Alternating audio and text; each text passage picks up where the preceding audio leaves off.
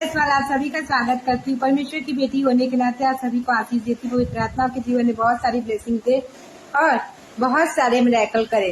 परमेश्वर की आशीष और हमारी जिम्मेदारी। उत्पत्ति 1:28। और परमेश्वर ने उनको आशीष दी और उनसे कहा, फूलो फलो और पृथ्वी पे भर जाओ और उसको अपने वश में कर लो और समुद्र की मछलियां, आकाश के पक्षियों और पृथ्वी पर रेंगने वाले सब जंतुओं पर अधिकार करो। यह वचन सृष्टि के छठे दिन का एक महत्वपूर्ण पल है, जब परमेश्वर ने मनुष्य को न केवल बनाया बल्कि आशीष भी दी। आशीष केवल एक शब्द नहीं, यह एक आदेश, एक जिम्मेदारी और एक संबंध है जो परमेश्वर ने मनुष्य के बीच स्थापित हुआ है। परमेश्वर की आशीष एक विशेष संबंध।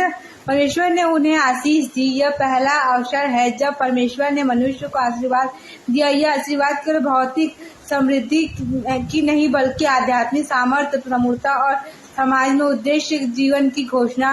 यह दर्शाता है कि हमारा अस्तित्व संयोग से नहीं बल्कि परमेश्वर की योजना और इच्छा से है। यिर्मयाह 29:11। क्योंकि यहोवा की यह वाणी है कि जो कल्पनाएं मैं तुम्हारे विषय में जानता हूँ वे कुशल ही है और न की हानि की है, कि मैं तुम्हें आशीष की आशा की चरम सीमा दूं।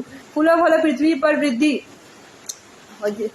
प्रजनन का आदेश। यह केवल संतानोत्पत्ति का आदेश नहीं है, यह आदेश है कि हम जीवन में उन्नति करें, समृद्धि हो और अपने विचारों और परमेश्वर के स्वरूप का विस्तार करें। इसका आध्यात्मिक अर्थ है कि अच्छे कर्मों में बढ़ो, आध्यात्मिक फल लाओ।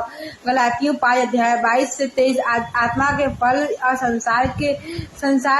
संसार में परमेश्वर की महिमा को प्रतिबिंब करो। परमेश्वर पृथ्वी पे भर जाओ, प्रभाव का विस्तार। परमेश्वर चाहता है कि उसका स्वरूप जो मनुष्य में है पूरी पृथ्वी पर फैलाया जाए। हम केवल जीवन रहने के लिए नहीं बने बल्कि संसार का प्रभाव डालने के लिए बनाए गए हैं। हमें अपने जीवन से, अपने कार्यों से, अपने संबंधों से परमेश्वर के राज्य के व्यक्तिगत सामाजिक जीवन में फैलना है। मत्ती 5:14। तुम संसार की ज्योति हो, तुम्हारा उजियारा इस प्रकार चमके कि लोग तुम्हारे अच्छे कर्मों को देखकर तुम्हारे पिता की महिमा करें। पृथ्वी को अपने वश में करो। उत्तरदायित्व और देखभाल। यह वाक्य शासन का अधिकार देता है लेकिन लालच या शोषण की अनुमति नहीं देता।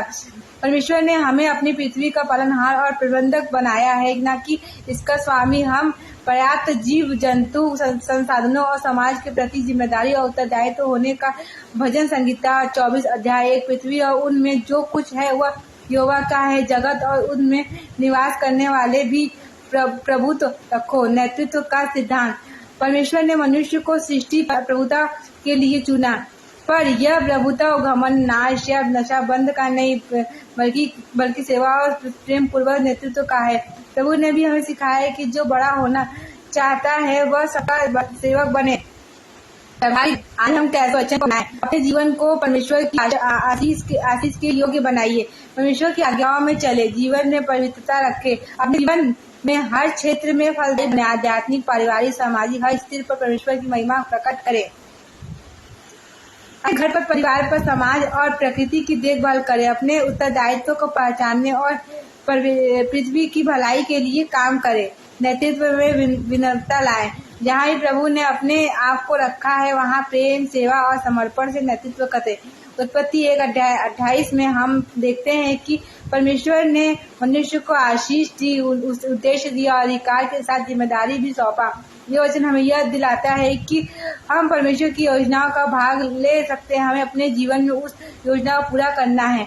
आइए हम सभी प्रार्थना करते हैं। परमेश्वर, तूने हमें आशीष दी और इस धरती पर एक उद्देश्य के साथ रखा है। हमें अपने जीवन में फलदायी बनने, सृष्टि की रचना करने और तेरी महिमा फैलने की सामर्थ्य दे। हमें अपने हर निर्णय और हर कार्य को तेरी प्रतिबिंब बनने यीशु के नाम मांगते। आमीन। परमेश्वर आप सभी को बहुत आशीष दे।